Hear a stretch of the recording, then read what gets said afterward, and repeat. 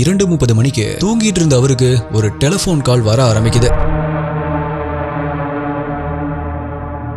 தூக்க கலக்கத்தோட அதை அட்டன் பண்ணி பேசின டாக்டர் அடுத்த சில நிமிடங்கள்ல ஜெயிலுடைய ஹாஸ்பிட்டலுக்கு போறாரு. அங்க பெட்ல படுத்துட்டு இருந்த வடிவேலு நெஞ்ச பிடிச்சிட்டு வலிக்குது வலிக்குது அப்படின்னு துடிச்சிட்டு இருக்கிறதையும் பாக்குறாரு. ஆல்சோ அவனுடைய பல்ஸ் ரேட்டும் கம்மியாயிட்டு இருக்கு. ஆனா அடுத்த சில நொடிகள்லயே வடிவேலு மயக்க நிலைமைக்கு போக ஆரம்பிக்கிறான். சோ உடனடியா அடிஷனல் சூப்பரிண்டெண்டன்ட் உடைய அனுமதியோட அவனை ஆம்புலன்ஸ்ல ஏத்தி வெளியே இருக்கிற ஹாஸ்பிட்டலுக்கு கொண்டு போறாங்க. ஆனா அங்க அவனை செக் பண்ண டாக்டர்ஸ் வடிவேலு ஆல்ரெடி இறந்து போயிட்டான் அப்படிங்கிற ஷாக்கிங்கான விஷயத்தை சொல்றாங்க. இந்த விஷயம் தெரிஞ்ச ஜெயிலர் ஜெயக்குமாரும் சூப்பரிண்டெண்டன்ட் ராமச்சந்திரனும் ரொம்பவே அதிர்ச்சியோடையும் கவலையோடையும் வடிவேலுடைய உடலை போய் பாக்குறாங்க. ஆனா அவனுடைய உடல்ல ஏதாவது அடிப்பட்ட காயம் இருக்கா அப்படின்னு உன்னிப்பா கவனிச்ச சூப்பரிண்டெண்டன்ட் ராமச்சந்திரன் அப்படி எதுவுமே இல்ல அப்படிங்கிறது தெரிஞ்சு நிம்மதி பெருமூச்சு விடுறாரு. பிகாஸ் யாராவது போலீஸ் அவனை அடிச்சு அவன் இறந்து போயிருந்தான் அப்படின்னா அது மிகப்பெரிய இஷ்யூவா மாறி இருக்கும். சோ இப்ப வடிவேலுடைய உடலை ஆட்டாப்சி பண்ண சொல்லி இன்ஸ்ட்ரக்ஷன் கொடுத்துட்டு இந்த விஷயம் தெரிஞ்சு ஜெயிலுக்குள்ள இருக்கிற கைதிகளுக்குள்ள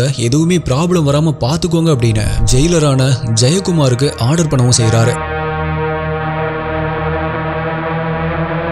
இப்ப அன்றைய நாள் விடியவும் செய்து அது காலையில 6 மணி. கைதிகள் எல்லாருமே அவங்களுடைய லாக்அப்ல இருந்து வெளியே வந்து அட்டெண்டன்ஸ் கொடுக்கறாங்க. அதுக்கப்புறமா அவங்க எல்லாருமே குளிக்க போறப்பதான் பாக்ஸர் வடிவேலு இறந்துட்டான் அப்படிங்கிற செய்தி காட்டு தீ மாதிரி பரவ ஆரம்பிக்குது. ஆனா போலீஸ் எதிர்பார்த்த மாதிரி கைதிகளுக்குள்ள எந்த ஒரு ஆர்ப்பாட்டமுமே இல்ல. எல்லாருமே அவங்கவுங்க வேலையை பார்க்க ஆரம்பிக்கிறாங்க. இத கவனிச்ச சூப்பரிண்டெண்டன்ட் ராமச்சந்திரனும் எல்லாமே நார்மலா தான் இருக்கு அப்படிங்கிற நம்பிக்கையில அவருடைய ஆபீஸ் ரூமை நோக்கி நடக்க ஆரம்பிக்கிறாரு. பட் அவருக்கு மட்டும் இல்ல, அங்கிருந்த ஜெயிலர் மற்றும் மற்ற அதிகாரிகளுக்குமே கூட அடுத்து அங்க நடக்க போற சம்பவத்தை பத்தி தெரியாம போயிருச்சு. எஸ், தமிழ்நாட்டுடைய முதலமைச்சரே சட்டசபையில எதிர்கட்சிகளுக்கு பதில் சொல்ல வேண்டிய நிலைமைக்கு போன ஒட்டுமொத்த இந்தியாவையுமே தமிழ்நாட்டை நோக்கி பார்க்க வச்ச தமிழ்நாட்டுடைய சிறைச்சாலை வரலாற்றுல பதிவான அந்த கருப்பு பக்கத்தை இந்த வீடியோவுடைய செகண்ட் பார்ட்ல நாளை மறுநாள் இல்ல நாளைக்கே நம்ம பார்க்க போறோம்.